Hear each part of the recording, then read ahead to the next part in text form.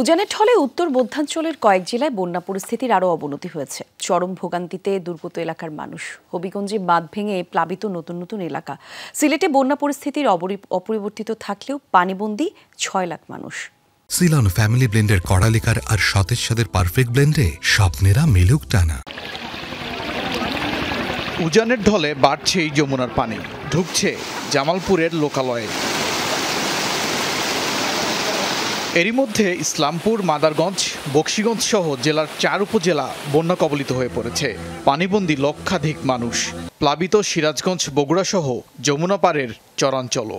ছেলে মেয়েদেরকে নিয়ে আমরা কোথায় যাব, কি করব, মানুষ তো দিশেহারা। বাজার ঘাট করতে পারি না, বাড়ি ঘরে থাকতে পারতাছি না। আগামী ৪ দিন অন্তত পানি বৃদ্ধি পাবে। পরবর্তীতে একটু বন্যা পরিস্থিতি উন্নতি হওয়ার একটা সম্ভাবনা রয়েছে। কুশিয়ারার বাঁধ ভেঙে ভয়াবহ অবস্থা হবিগঞ্জের আজমিরিগঞ্জে।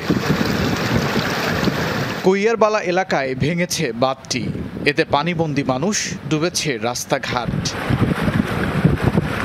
সিলেটে বন্যা পরিস্থিতি অপরিবর্তিত থাকলেও পানিবন্দী ৬ লাখের বেশি মানুষ। দুর্গত এলাকায় দেখা দিয়েছে সুপেয় ও খাবার পানি সংকট। কুড়িগ্রামের ঘরের চাল ছুঁই ছুঁই ব্রহ্মপুত্রের পানি। সদর, রৌমারী সহ ৬ উপজেলার লক্ষাধিক মানুষ এখন জলমগ্ন। খেয়ে না খেয়ে কাটছে অনেকের দিন।